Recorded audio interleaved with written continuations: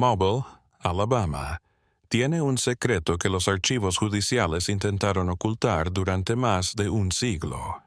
12 personas fallecieron entre 1847 y 1851 en circunstancias que parecían naturales: fiebre, accidentes, enfermedades repentinas. Con una excepción imposible.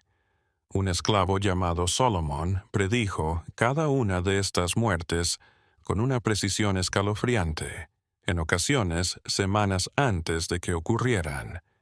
Lo que las autoridades encontraron en la primavera de 1851 no era una profecía ni un don sobrenatural.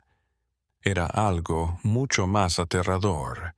Una mente tan calculadora, tan paciente, que transformó la observación en asesinato, disfrazando la coincidencia en destino. La verdad quedó enterrada en archivos judiciales hasta que los investigadores desenterraron testimonios que revelaron cómo un hombre usó el conocimiento como un arma de la manera más escalofriante posible. Antes de seguir con la historia de Solomon y las muertes que sacudieron a las familias más adineradas de Mobile, necesito que hagas algo. Suscríbete hacia este canal ahora mismo. Activa la campanita de notificaciones y déjame un comentario diciéndome desde qué estado o ciudad nos escuchas. Créeme, querrás ver lo que viene después. Lo que hace más escalofriante la historia de Solomon no es solo la cantidad de víctimas, sino el tiempo que actuó a plena vista, utilizando su puesto como criado de confianza como cobertura para una eliminación sistemática. Mobile, en 1847, se erguía en la desembocadura del río Alabama como una gema del comercio sureño. Sus muelles estaban llenos de fardos de algodón para Liverpool y Nueva York. La ciudad había engordado con el comercio. Tenía más de 15,000 habitantes, casi la mitad esclavos. Casas adosadas de 3 pisos flanqueaban Government Street, sus balcones de hierro forjado mirando hacia las aceras de ladrillo donde los comerciantes regateaban y los abogados corrían entre los tribunales. El olor de la bahía se mezclaba con el humo de tabaco de los almacenes, y en verano, la fiebre amarilla llenaba el aire de temor y alquitrán en llamas. Los Duval tenían una de las casas más elegantes de la calle Key, una mansión neoclásica con 6 columnas blancas y jardines que llegaban hasta un callejón donde estaban los aposentos de los sirvientes. Pierre Duval se había enriquecido como corredor de algodón, vendiendo cosechas para los plantadores que confiaban en sus contactos con los compradores del norte. Su esposa, Marguerite, era de una familia rica de Nueva Orleans y gobernaba la casa como un general en el campo de batalla. Tenían 23 esclavos, peones de campo en su plantación 10 millas al norte y sirvientes domésticos que sostenían las apariencias en la ciudad. Solomon llegó a la casa Duval en el invierno de 1843, adquirido en una venta de patrimonio en Charleston. 31 años, alto, delgado, con cicatrices de carpintería en las manos. En la factura de venta se leía como alfabetizado, médico y carpintero, de buen carácter. Esa última palabra debería haberla interrogado con mayor atención. Sus antiguos amos le habían otorgado a Solomon libertades excepcionales. Un médico cuáquero de Charleston le había enseñado a leer textos médicos, en los que demostraba una extraña habilidad para el diagnóstico. Salomón era capaz de diagnosticar enfermedades observando el color de la lengua y la forma de respirar. Conocía qué hierbas provocaban el vómito, cuáles paralizaban el corazón, cuáles generaban síntomas similares al cólera o la tuberculosis. El cuáquero había querido este conocimiento para sanar. Salomón tenía otras ideas. En la casa de Duval, Solomon era un sirviente de todo uso. Limpiaba, hacía mandados, A veces incluso ayudaba con cuidados médicos menores cuando los médicos no estaban disponibles. Los médicos de Mobile eran caros y generalmente borrachos, y las familias confiaban en sus esclavos más educados para curar enfermedades menores. Pierre Duval era liberal por dejar que Solomon usara su biblioteca, sin sospechar lo que el hombre hacía con esos libros de anatomía y enciclopedias botánicas, hasta muy tarde en la noche. Salomón compartía aposentos detrás de la casa principal con otros 7 esclavos: Marcus, el cochero; Rachel, la cocinera; Elisa y Hannah, limpiadoras; y 3 hombres más jóvenes que trabajaban en los jardines y en tareas pesadas. Ellos sabían que Solomon leía libros, que a veces iba solo a la ciudad a hacer mandados, que tenía una manera de mirar a la gente que hacía que incluso los otros esclavos se sintieran incómodos. Pero en un mundo en el que sobrevivir era cosa de cada cual, nadie preguntaba. Las familias blancas que rodeaban a Solomon aquel año eran la nobleza mercantil de Mobile.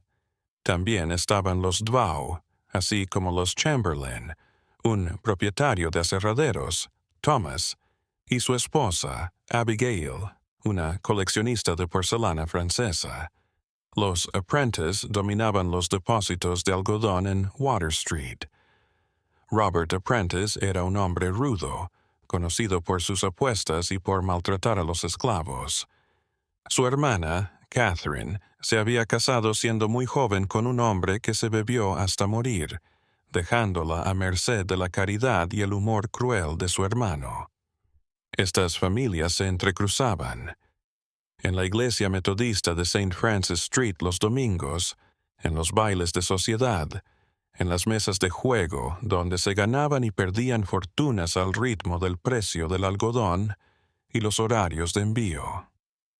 Sus esclavos iban de casa en casa, llevando recados, haciendo mandados, sirviendo a sus amos en fiestas.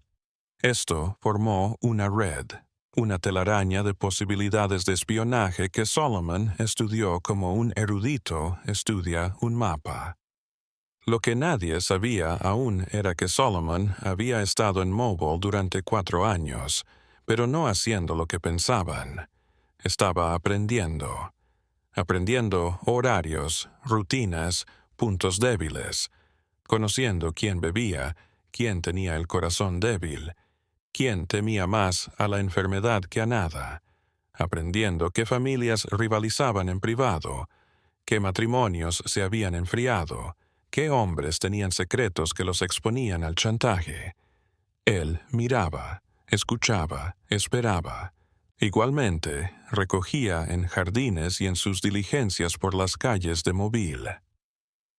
Salomón recogía hierbas, raíz de serpiente blanca en las orillas sombrías del río, raíces de fitolaca, bulbos de campanilla de la muerte, hojas de adelfa de los jardines ornamentales.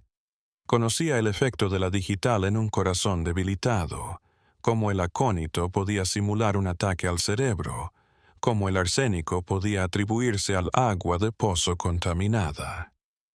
Las familias adineradas de Mobile jamás cerraban con llave los botiquines ante sus sirvientes domésticos de confianza. Los otros esclavos observaron cómo Solomon recogía hierbas, pero pensaron que estaba preparando medicinas. Rachel una vez comentó: «Tienes un montón de plantas muriéndose en tu habitación». Pero Salomón solo sonrió y dijo que estaba estudiando para colaborar con la medicina. Eso la complació. Al fin y al cabo, cualquier cosa que pudiera rebajar las facturas del médico y evitar que sus amos culparan a los esclavos de las enfermedades, tenía que ser algo bueno.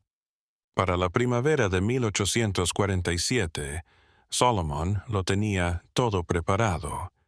Tenía la información, tenía la capacidad y, lo más importante, tenía localizados a sus objetivos con gélida exactitud.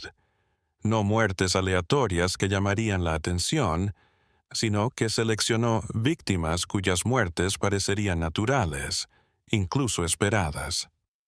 Gente cuyas costumbres o estado de salud los expondrían. Gente cuyas muertes redistribuirían el poder, abrirían puestos, alterarían la estructura familiar en formas que, con el tiempo, podrían generar oportunidades. Hizo calor en abril aquel año, demasiado para principios de primavera. El aire estaba cargado de humedad, y por la noche el croar de las ranas de los pantanos cercanos a la bahía era tan intenso que impedía conciliar el sueño. Solomon seguía trabajando con su eficiencia habitual, pero algo había cambiado en la manera en que miraba a la gente. Su mirada se quedaba medio segundo más de lo normal cuando servía la cena. Lo observó todo. ¿Quién comía qué? ¿Quién bebía de qué vaso? ¿Quién tenía dolores de cabeza o de estómago? La primera muerte se produjo el 23 de abril de 1847 y nadie lo consideró extraño. Thomas Chamberlain se derrumbó en su estudio después de la cena, llevándose una mano al pecho, sin aliento. Su esposa lo halló boca abajo en la alfombra, con los labios azules. El médico Wickham llegó en una hora, pero Chamberlain estaba muerto. El médico revisó el cuerpo, observó la palidez del hombre y su corpulencia y dictaminó insuficiencia cardíaca. Algo normal en un hombre de 53 años que amaba la buena comida y los puros de la tarde. Lo que hizo que la muerte fuera memorable no fue la muerte en sí, fue lo que pasó 3 días antes. Solomon había estado en la casa de Chamberlain en nombre de Pierre Duval por un cargamento de madera. Había esperado en la puerta de servicio, pero Thomas Chamberlain había pasado, rojo y jadeante por las escaleras, camino a su estudio. Salomón lo había estado mirando un rato, y luego dijo algo que la cocinera de los Chamberlain, Mary, recordaría más tarde. «Ese es un hombre muerto», había murmurado Solomon. «Su corazón no aguantará la semana». Mary había reído. «No sabes eso. El señor Chamberlain está fuerte como un toro».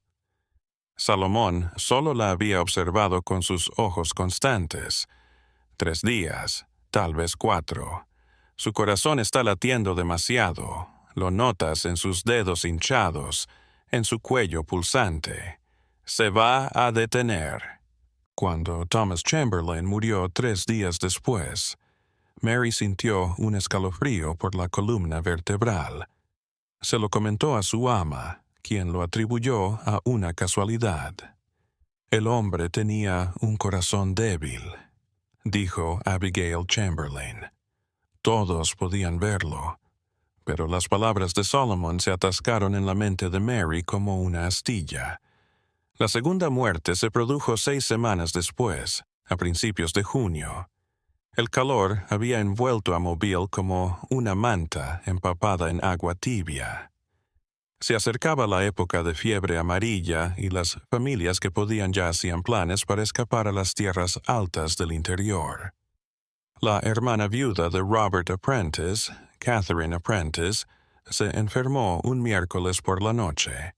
Empezó con retortijones en el estómago, seguidos de vómitos violentos que la dejaron agotada y temblorosa. Para el viernes deliraba de fiebre. El doctor Wickham sospechó de cólera, aunque no se habían informado otros casos. Recetó láudano para el dolor y les dijo a la familia que esperaran lo peor. Catherine había muerto el sábado por la mañana. Su cuerpo estaba tan deshidratado que su piel se había vuelto gris. El médico escribió en el certificado de defunción gastritis aguda, posible cólera o intoxicación alimentaria. Esta vez, la profecía de Salomón había sido más explícita. 2 semanas antes de que Catherine cayera enferma, Solomon había sido enviado a la casa Apprentice para entregar documentos legales. Robert Apprentice había estado gritándole a Catherine en el pasillo, algo sobre ser una carga, comer su comida y no aportar nada. Solomon lo había observado todo desde la puerta, mientras Catherine le temblaban las manos, mientras se mordía el labio. Luego, cuando llegó a casa de Dvao, le había dicho a Eliza que Catherine Apprentice no llegaría al verano. Tiene una tristeza que la mata, había dicho, y el señor Apprentice no la alimenta. Un cuerpo tan frágil todo lo contrae. Yo diría 2 semanas, tal vez 3, antes de que enferme y no se recupere. Eliza había tomado nota de la observación, pero no le dio importancia hasta la muerte de Catherine. Entonces lo recordó, y el recuerdo se le acomodó en el estómago. Las muertes siguieron todo el verano, y hasta el otoño, cada una aparentemente natural, cada una profetizada por Solomon con inquietante exactitud.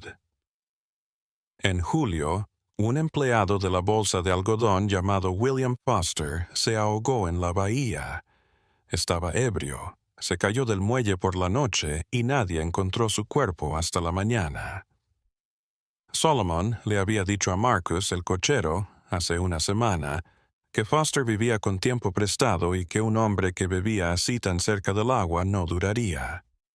En agosto, una anciana vecina de 3 casas más abajo de los Dvao, la señora Tolbert, falleció mientras dormía. Muerte natural, dijo el médico. Al fin y al cabo, tenía 76 años. Pero Salomón le había dicho a Rachel 2 semanas atrás que el corazón de la señora Talbert está fatigado. Se irá en silencio una noche, antes de septiembre. Para el otoño, Solomon había adivinado 5 muertes, y las 5 habían sucedido en cuestión de días o semanas de sus predicciones. Los esclavos de la casa Dvao se habían dado cuenta del patrón, pero ninguno de ellos lo mencionó. Algo en las profecías de Solomón se sentía mal, pero explicarlo en palabras se sentía peligroso. En octubre algo se movió. Las muertes aumentaron y las profecías de Solomón se hicieron más atrevidas. Los rumores comenzaron en las habitaciones traseras de las grandes casas, extendiéndose por la red de esclavizados que viajaban entre las familias ricas de Mobile como sangre por las venas. Salomón y cosas, le dijo un criado doméstico a otro mientras lavaban ropa en un pozo comunal. Tiene el don. Quizá hizo un pacto, murmuró otro, haciendo la señal de la cruz. Vendió su alma por conocimiento, pero otros no estaban tan seguros. Marcus, que conocía a Solomon desde hacía más tiempo, lo miró con más atención. Observó cómo Solomon se ofrecía para hacer recados, cómo siempre parecía saber cuándo la gente se iba, cuándo las casas estarían vacías, cuándo las puertas estarían abiertas. Observó las hierbas que Solomon recogía, la manera en que las trituraba con un mortero y una maja en medio de la noche, cuando creía que nadie lo observaba. Un hombre no puede ver el futuro, le susurró Marcus a Rachel una noche, pero puede crearlo. Rachel lo había mirado, la cuchara de cocina congelada en su mano. ¿Estás diciendo lo que creo que estás diciendo? Marcus no respondió.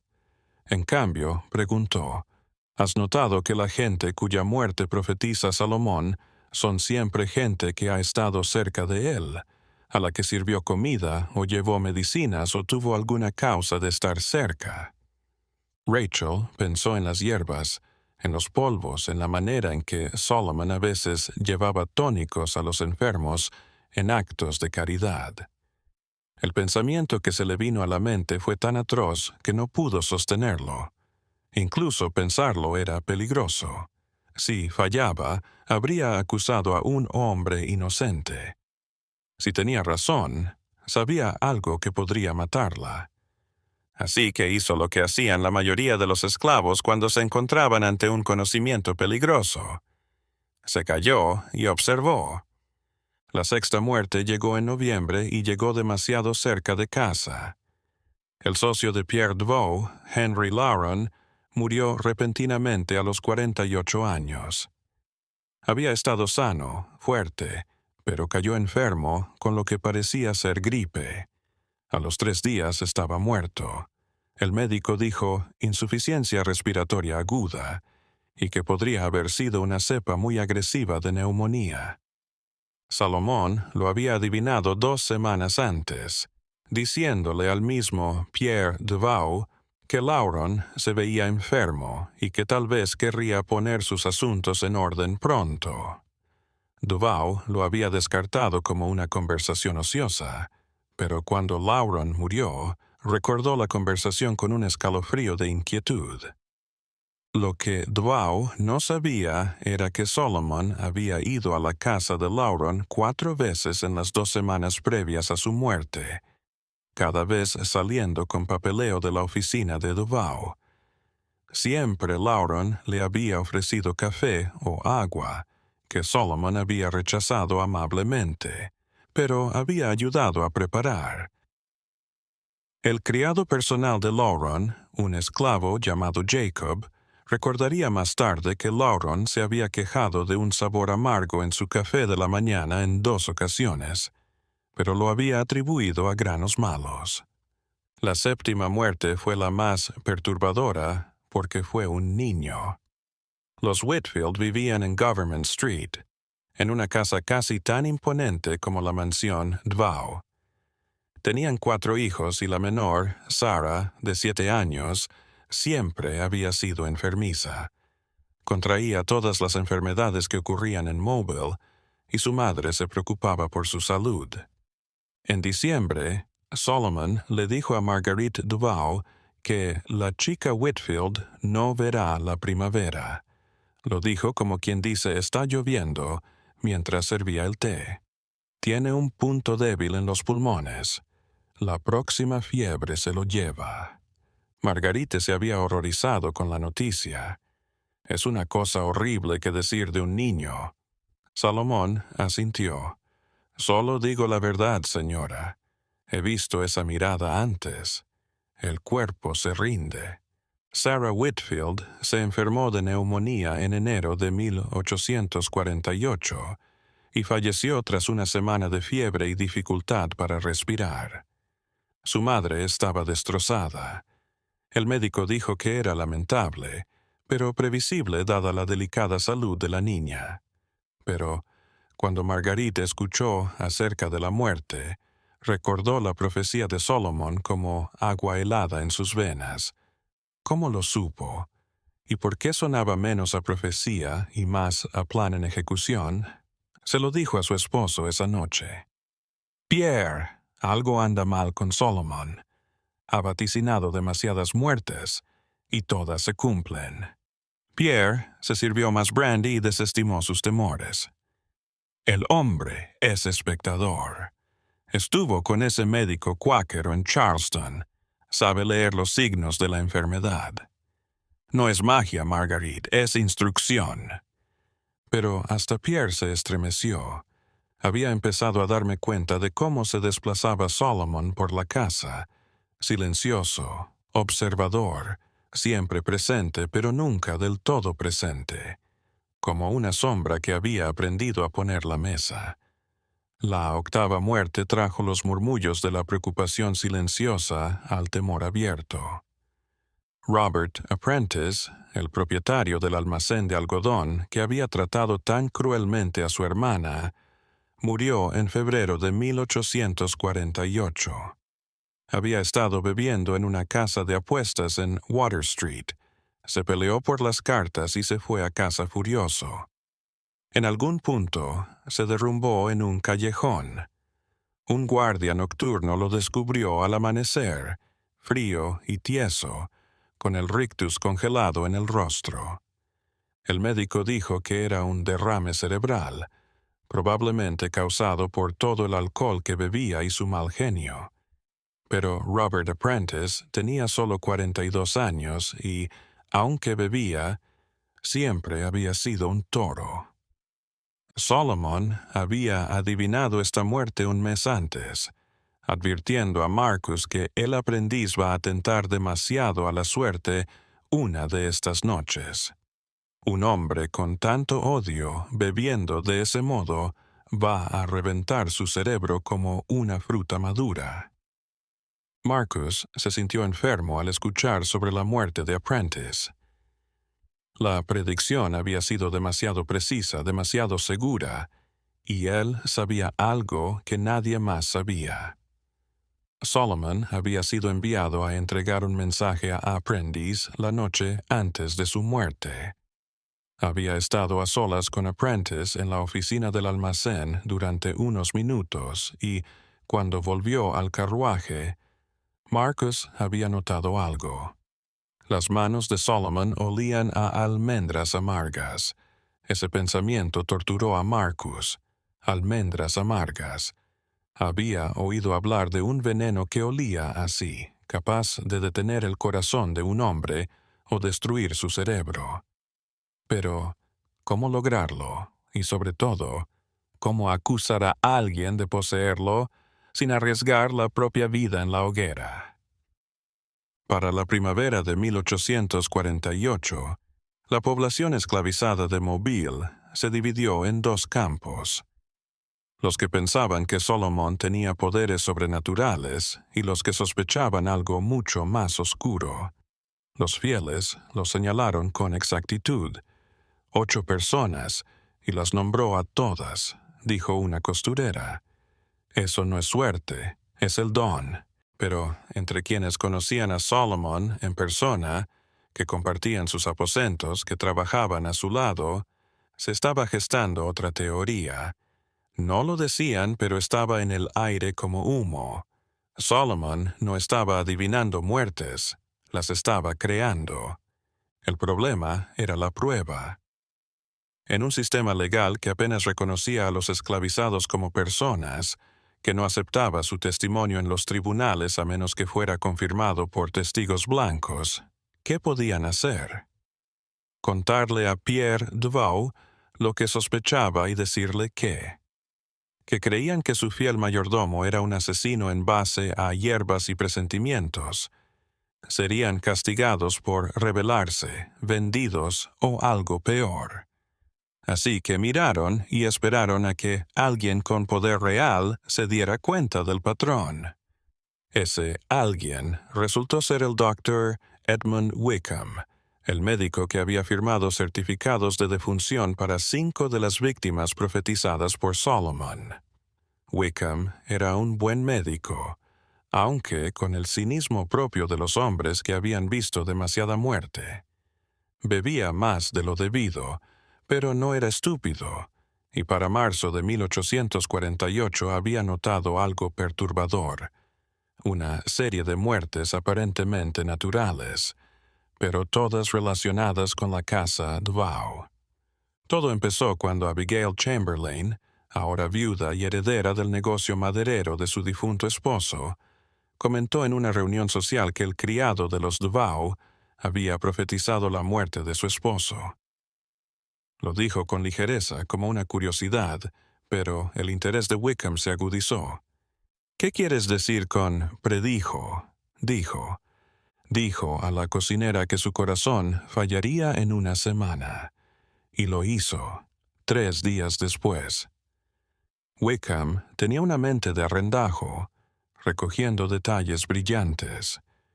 Recordó otros casos en los que la familia había comentado las predicciones de un criado. La niña Whitfield, Catherine Apprentice, no recordaba qué sirviente en particular, pero el patrón estaba ahí, fastidiándolo. Empezó a tomar notas, a revisar casos antiguos, a hacer preguntas en fiestas. Para abril ya tenía a Solomon como el punto en común. Siempre Solomon, siempre prediciendo, siempre apareciendo en los últimos días de los fallecidos. La cuestión era qué hacer con ella. Acusar a un esclavo de asesinato exigía evidencias ante un tribunal de justicia, y Wickham no tenía nada más que sospechas y un patrón inquietante.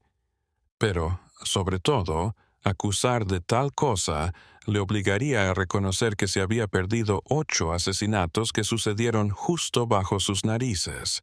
Su reputación estaría arruinada. Así que Wickham hizo lo que muchos hombres harían.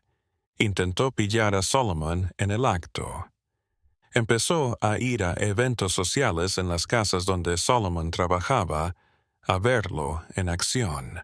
La observó cómo se movía, dónde iban sus manos, cómo servía la comida y la bebida. Vio a un buen sirviente fundiéndose en el fondo, nada más.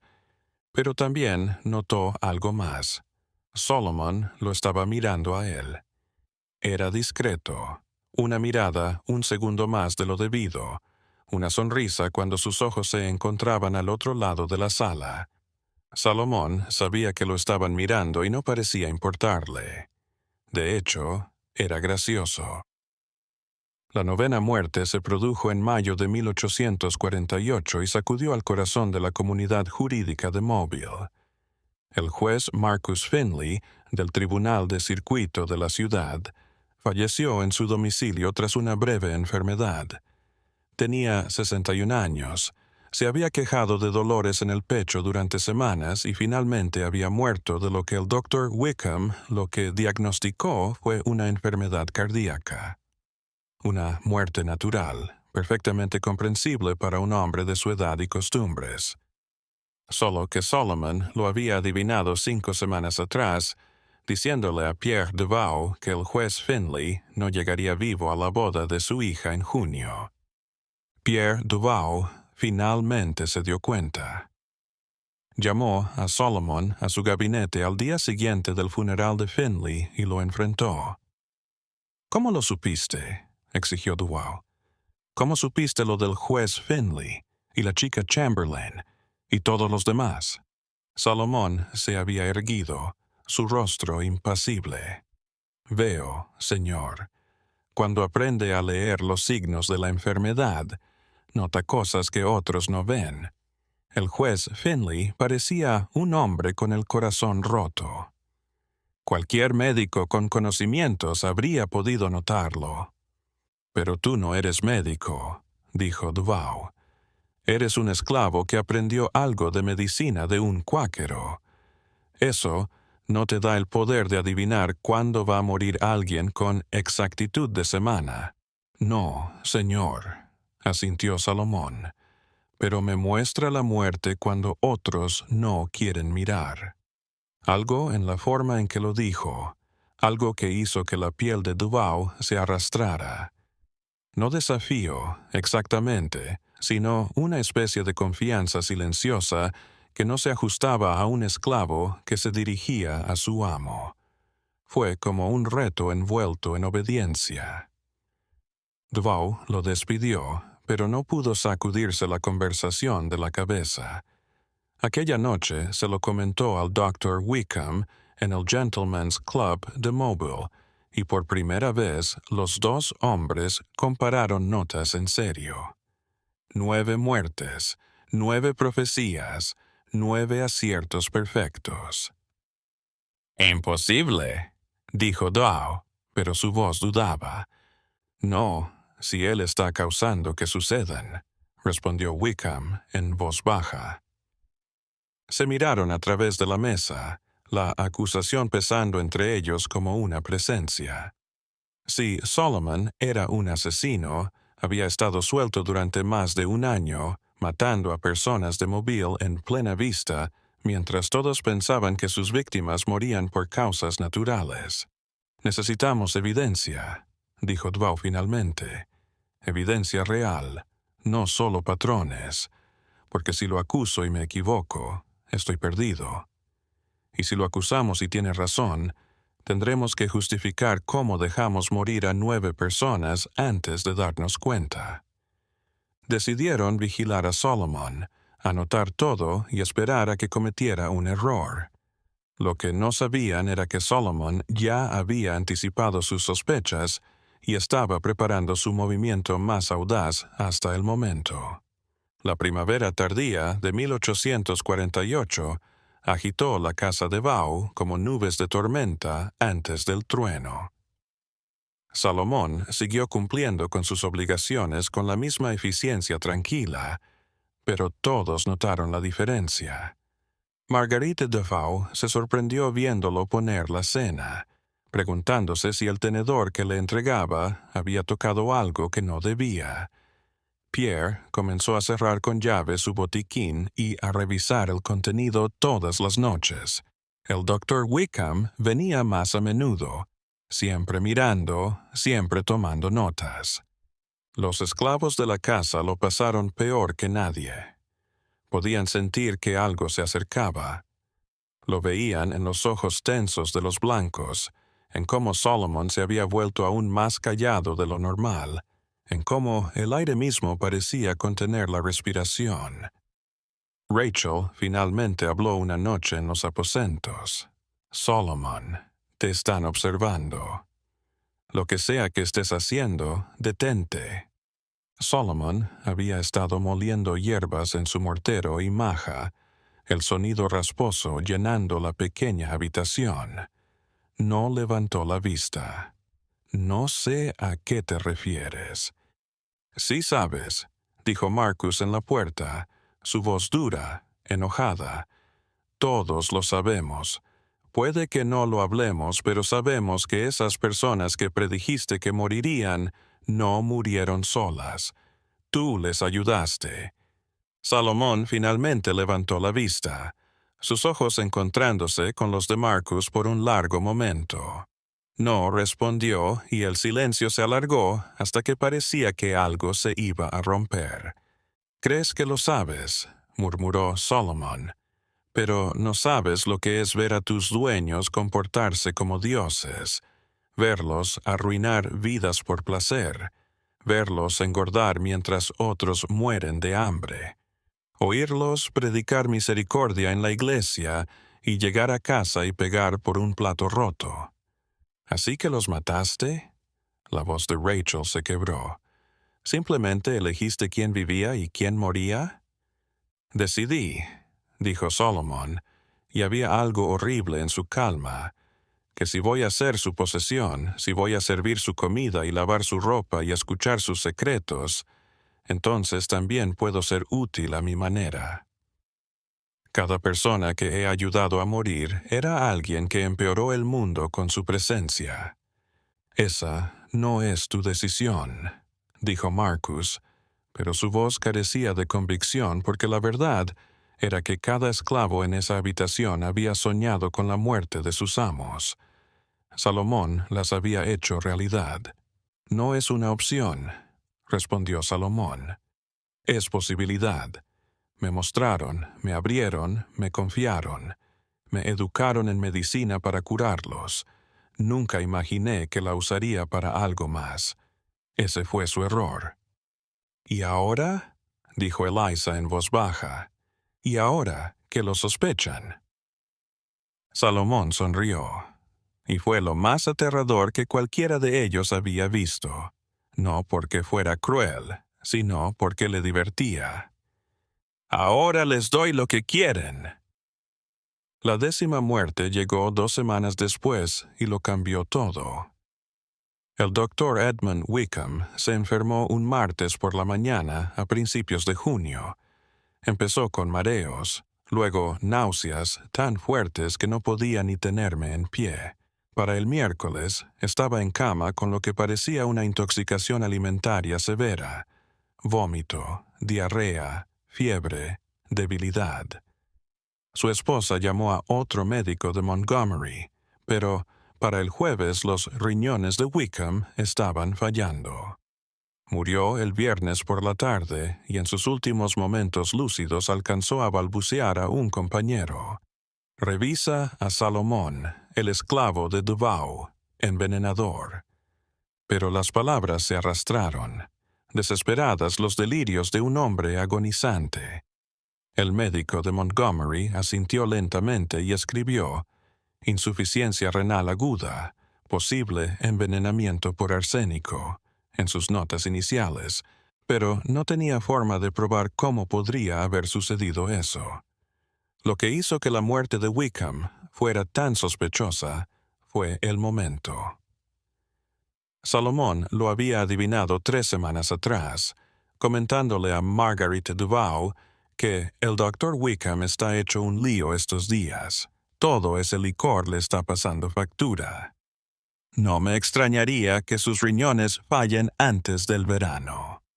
Cuando Wickham murió de insuficiencia renal, el pánico se apoderó de la alta sociedad de Mobile. Pierre Duval fue al sheriff ese día con sus sospechas sobre Solomon y el patrón de asesinatos. El sheriff, un hombre pragmático llamado James Cartwright, escuchó con creciente alarma. Dice que su esclavo ha matado a 10 personas el año pasado y hasta ahora lo denuncia. No lo sabía, dijo Duval con desesperación. Nadie lo sabía. Las muertes parecían naturales. Solo cuando lo observas en su conjunto te das cuenta de que algo va mal. Cartwright tamborileó sus dedos sobre el escritorio. Un patrón no es una prueba. Necesitamos evidencia, testigos, veneno en su posesión, algo. De lo contrario, me está pidiendo que ahorque a un hombre en coincidencias. El Dr. Wickham se sospechaba de él, repitió Duval. Estaba investigando cuando murió, lo cual es conveniente, ¿no? Dijo Cartwright secamente. El hombre que indaga es envenenado. Eso es mala suerte o el asesino más atrevido del que haya oído hablar. Registraron las habitaciones de Solomon esa noche. Cartwright, Duval y 2 asistentes llegaron poco después del anochecer y entraron en la pequeña habitación detrás de la casa principal donde dormía Salomón. Lo que descubrieron heló su sangre, debajo de las tablas del suelo, debajo de su cama, frascos de plantas secas, acónito, raíz de serpiente blanca, campanillas de la muerte, adelfa, polvos envueltos en paquetes de papel, un pequeño libro de contabilidad lleno de fechas, nombres y notas enigmáticas escritas con una caligrafía meticulosa. La escritura era refinada, exacta, nada de lo que esperarían de un esclavo. Cuando creíamos haberlo visto todo, el horror en Mobile se intensifica. Si esta historia te dio escalofríos, comparte este video con un amigo amante del terror. Da al like para apoyar el canal y suscríbete para no perderte historias como esta. Averigüémoslo juntos, porque el libro de contabilidad de Solomon guardaba algo más perturbador que su colección de venenos. El libro mayor narraba una historia de planificación cuidadosa no de un año, sino de casi 4, desde el mes en que Solomon llegó a Mobile. Las primeras hojas eran solo notas, nada más, apuntes sobre rutinas, dolencias, la familia, debilidades. TC se queja de dolor de pecho, bebe, las escaleras le dejan sin aliento. CP desnutrida, maltratada por su hermano, propensa a problemas de estómago. RP bebé, violento. Camina solo en la noche. Las páginas centrales ilustraban la etapa de planificación. TC, el destilado de digital en el whisky de la noche en pequeñas dosis durante 3 semanas simulará una insuficiencia cardíaca natural. CP, raíz de serpiente blanca en leche, síntomas iguales al cólera. RP, acónito en vino, de efecto rápido, como un derrame cerebral o una convulsión. Las últimas páginas eran aún más aterradoras. En ellas se incluían profecías redactadas semanas o meses antes de las muertes reales, con espacios en blanco para completar la fecha de defunción posteriormente. Cada una había sido llenada, las fechas coincidían con el día de la muerte de cada individuo. Pero la última entrada hizo que las manos del sheriff Cartwright temblaran mientras leía bajo la lámpara. EWW, arsénico, dosis lenta en 2 semanas. Falla renal, Morirá la semana del 10 de junio. Último obstáculo superado.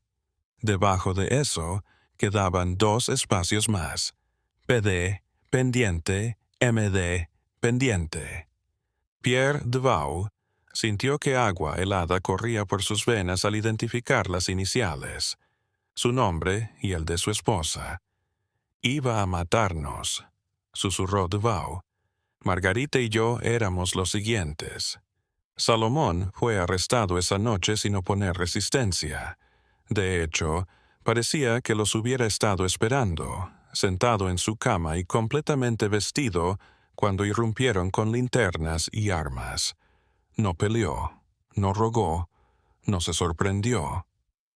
¿Dónde está el veneno que iba a utilizar con el señor y la señora Duval?, exigió Cartwright. Salomón solo sonrió. Ya está en casa. Nunca lo encontrarán.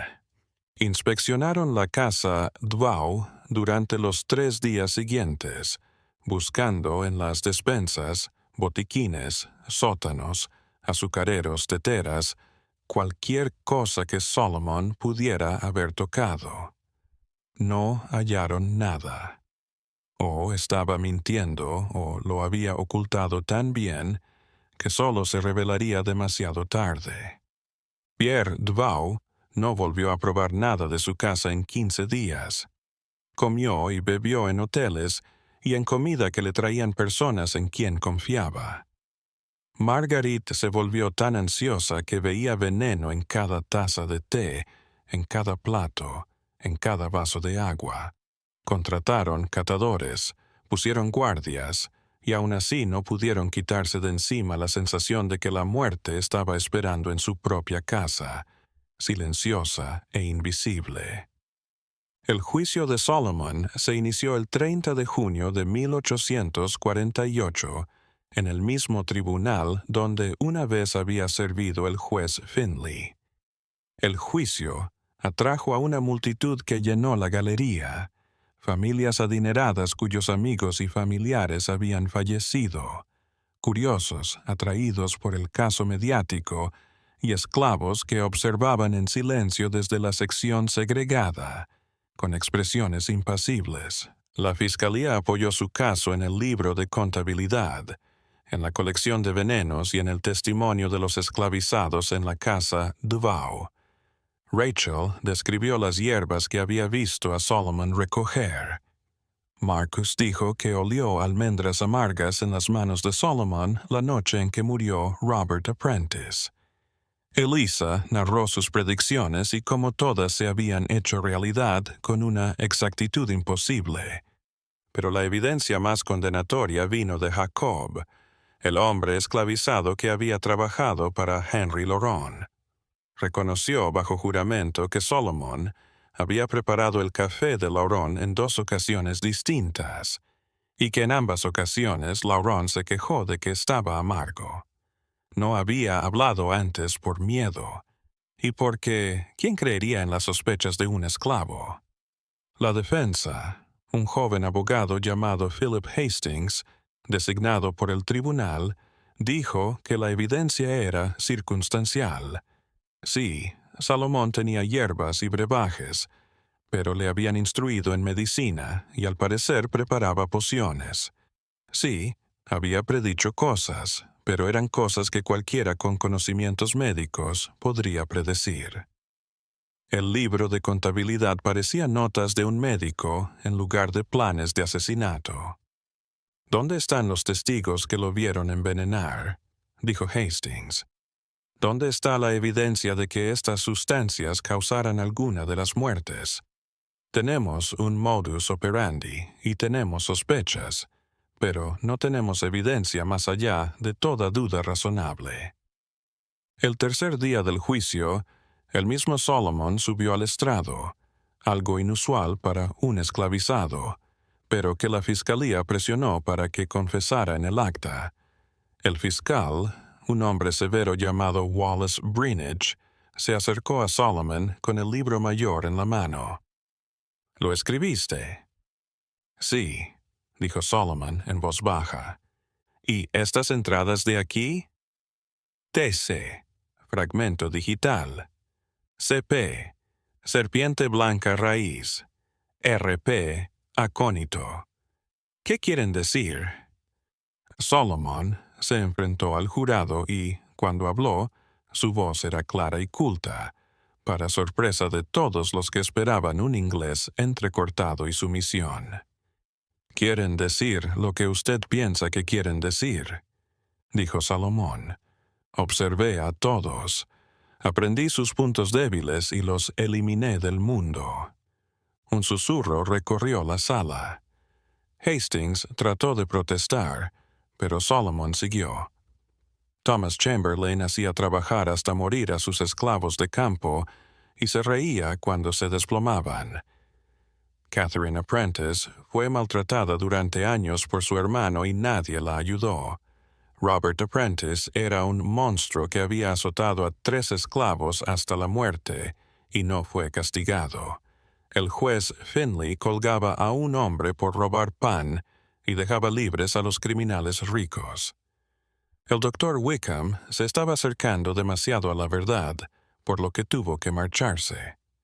«¿Y los demás?», exigió Greenwich. «William Foster, la señora Talbert, la niña Whitfield». La cara de Solomon parpadeó. Algo parecido al arrepentimiento cruzó su rostro. Foster me vio cerca del almacén Apprentice. La señora Talbert era amable, pero demasiado curiosa. Había notado mi cosecha de hierbas y estaba preguntando. La niña Whitfield hizo una pausa y la sala entera contuvo la respiración. Eso fue un error de juicio. Quería dispararle a su padre, que le debía dinero al señor Duval y que iba a escapar sin pagar. La dosis era para un adulto. Lo siento, fue un error.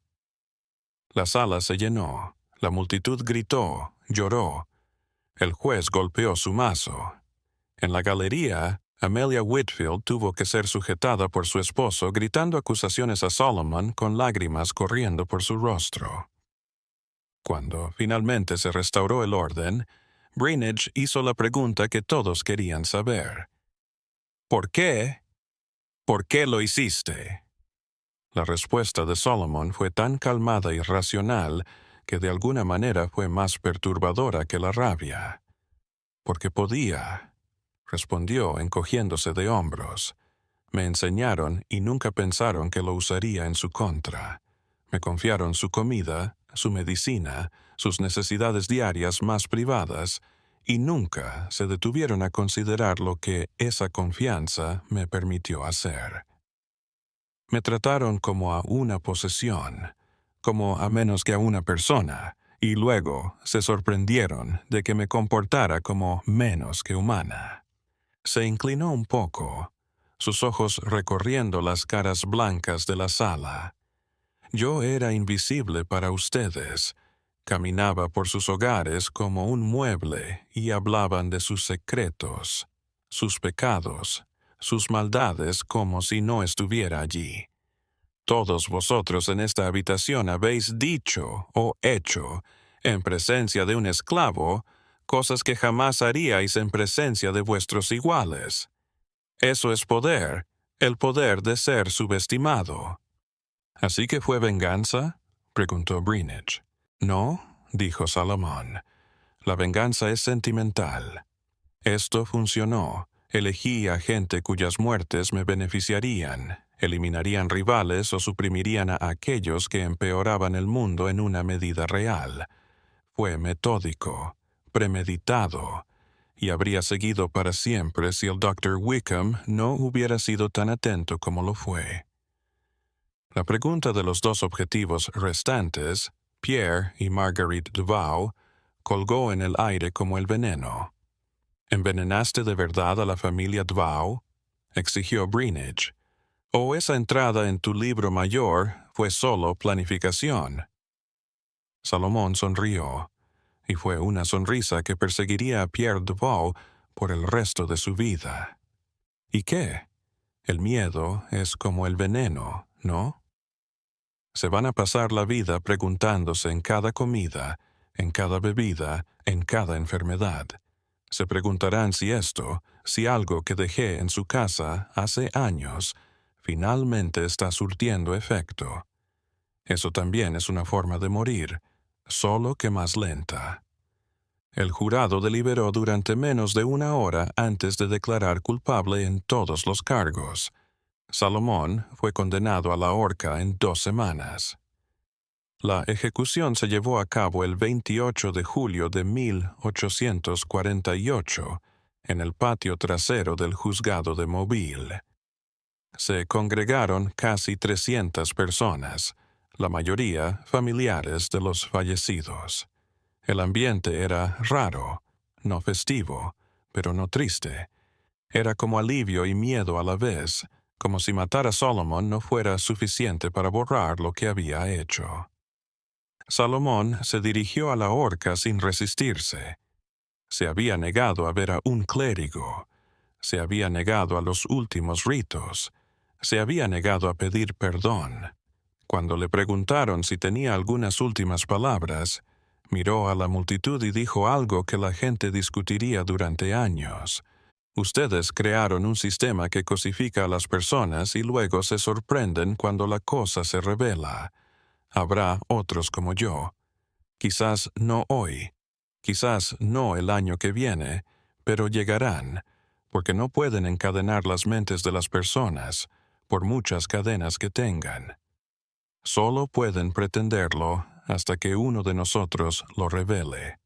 La trampilla se abrió y Solomon cayó. Testigos dijeron que su cuello se rompió limpiamente, una muerte rápida, profesional. Pero lo que los persiguió no fue la ejecución en sí, fue la mirada en el rostro de Solomon en esos últimos momentos. Sin miedo, sin arrepentimiento, solo una especie de sombría satisfacción. Los días que siguieron a la ejecución fueron de paranoia en toda la alta sociedad de Mobile. Solomon murió, pero Pierre y Marguerite Dvau continuaron con sus medidas extremas. Nunca volvieron a comer o beber de la misma manera. En 2 años vendieron la casa en Kai Street y se mudaron a Virginia, incapaces de deshacerse de la sensación de que algo que Solomon había dejado atrás aún los esperaba en su antigua casa. Los esclavizados en Mobile respondieron a la ejecución de Solomon con sentimientos encontrados. Algunos lo consideraron un monstruo asesino sin piedad. Otros lo consideraron algo más, no un héroe, pero una muestra de fuerza en un sistema que les negaba todo poder. No hablaban de eso. No podían en el mundo en el que vivían, pero la historia de Solomon se extendió entre la gente esclavizada como fuego salvaje. Se decía en voz baja, en código, siempre con la conciencia de que hablar de más podía resultar peligroso. El sheriff Cartwright ordenó la autopsia de 4 de las supuestas víctimas de Solomon, desenterrando cuerpos en busca de veneno. Los resultados no fueron concluyentes. El arsénico y otras toxinas se degradan con el tiempo, y las técnicas de prueba de 1848 eran rudimentarias en el mejor de los casos. Encontraron altas cantidades de ciertas sustancias en 2 cadáveres, pero no lo suficiente como para confirmar un envenenamiento. Esta incertidumbre fue la venganza final de Salomón. Sin evidencia, cada muerte natural en Mobile en los años siguientes fue sospechosa. ¿Murió realmente la persona de fiebre o Solomon logró un asesinato más antes de ser capturado? ¿Envenenó a la familia Dvau o solo los torturó psicológicamente? La incertidumbre era peor que las muertes. El libro de contabilidad se transformó en una obsesión macabra. Eruditos y abogados lo analizaron, admirando la exactitud de la escritura de Solomon, la inteligencia de su plan, la fría lógica de sus notas. Desmintió la narrativa complaciente de que los esclavizados eran simples, infantiles, incapaces de pensamiento. Aquí había una mente que había burlado a todo el establishment médico y legal de Mobile durante más de un año. El sustituto del doctor. Un médico más joven, Robert Marsh, se ofreció a examinar el caso. Escribió un artículo para una revista médica sobre lo indetectable que eran algunos venenos vegetales, con los métodos de Solomon como ejemplos. El artículo fue polémico.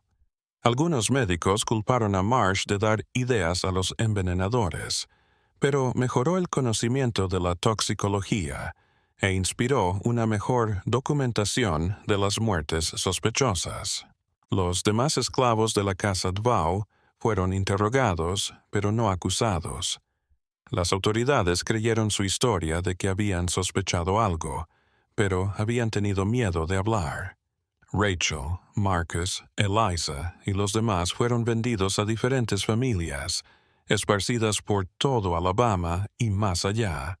Ninguno de ellos volvió a hablar en público sobre Salomón, pero las historias familiares que se contaron de generación en generación indican que arrastraron sentimientos encontrados sobre él durante el resto de sus vidas. Las familias blancas en duelo se sintieron incómodas. Admitir que sus muertes fueron asesinatos implicaba reconocer que habían sido engañados por alguien inferior. Era reconocer que el sistema que habían creado, uno que les otorgaba control absoluto sobre otros seres humanos, tenía fallas que nunca habían imaginado. Algunos prefirieron pensar que sus familiares habían fallecido por causas naturales antes que admitir la verdad. La casa Dvau, en Kai Street, permaneció vacía durante 3 años antes de ser vendida a una familia de Mississippi que desconocía su historia. Pero incluso ellos notaron algo en el lugar. La esposa comunicó que sentía presencias en la cocina y trajeron nuevos sirvientes en vez de volver a llamar a los antiguos. Se quedaron solos 5 años más antes de continuar. El móvil mismo se transformó tras lo de Solomon. Las familias se volvieron más cuidadosas en qué esclavos podían acercarse a la cocina. Algunos prohibieron por completo volver a alfabetizar esclavos, temiendo que la educación trajera consigo tragedias similares.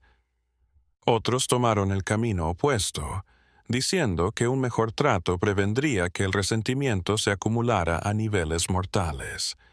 Ninguno de los enfoques abordó la injusticia subyacente que había provocado la rabia de Solomon en primer lugar.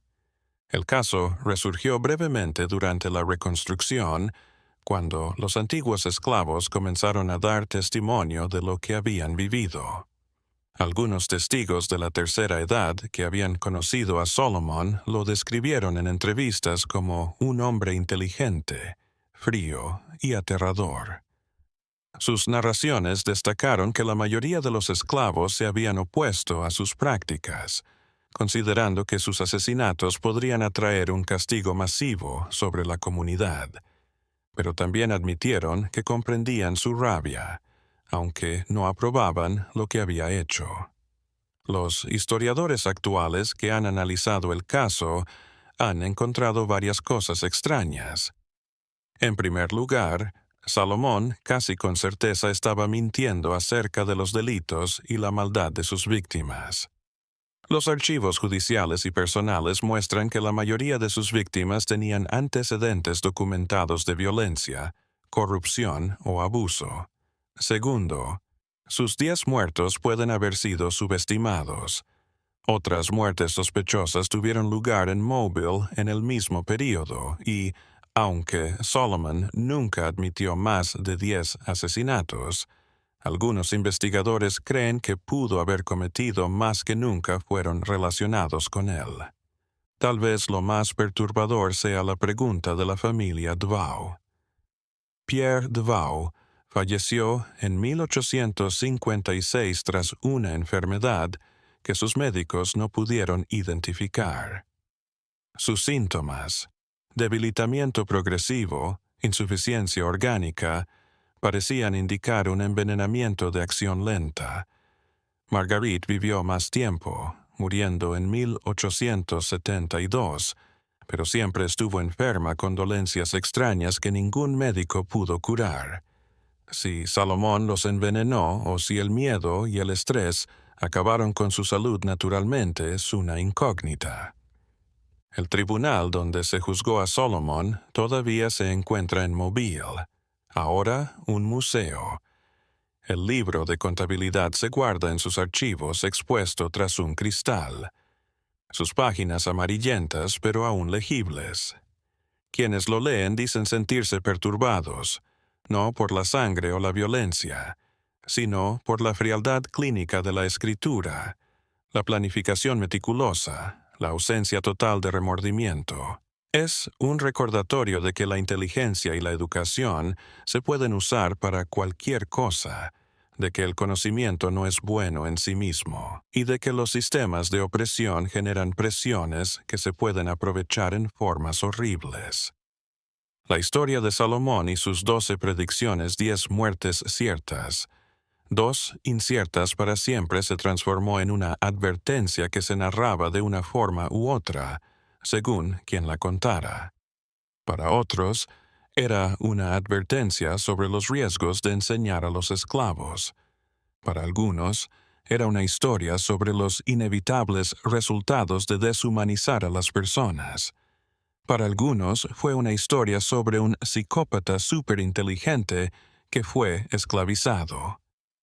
Pero el horror en la historia de Salomón no son los asesinatos en sí.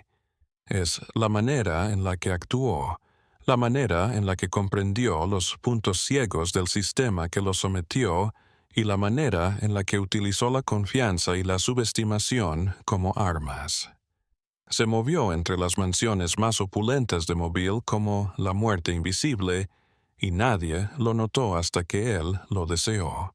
La última palabra en el caso podría ser del mismo Salomón. La noche antes de la ejecución, cuando Philip Hastings lo visitó en su celda, el abogado le hizo una última pregunta. ¿Te arrepientes de algo? Salomón dudó un momento antes de responder. Siento lo de la niña, dijo. Eso fue un error. Pero los otros, no. Ellos me hicieron con la forma en que trataron a las personas. Yo solo fui la consecuencia que se negaron a ver venir. Ya sea que se considere a Salomón como un asesino, una víctima convertida en monstruo o algo más complejo que cualquiera de esas etiquetas pueda abarcar, su caso sigue siendo uno de los capítulos más inquietantes de la historia de Mobile. No por monstruos o males sobrenaturales, sino por lo horriblemente realista que era cada parte de ella. Este enigma nos revela que los monstruos más temibles no son sobrenaturales, sino los que generamos con nuestra maldad y no reconocemos hasta que es demasiado tarde. ¿Qué te parece esta historia? ¿Crees que todo fue revelado? ¿Cuántas más víctimas nunca supimos? Déjame tus comentarios abajo. Si te gustó esta historia y quieres más enigmas históricos que te harán perder el sueño, suscríbete, toca la campana de notificaciones y comparte esto con alguien que adore los relatos macabros del pasado de esta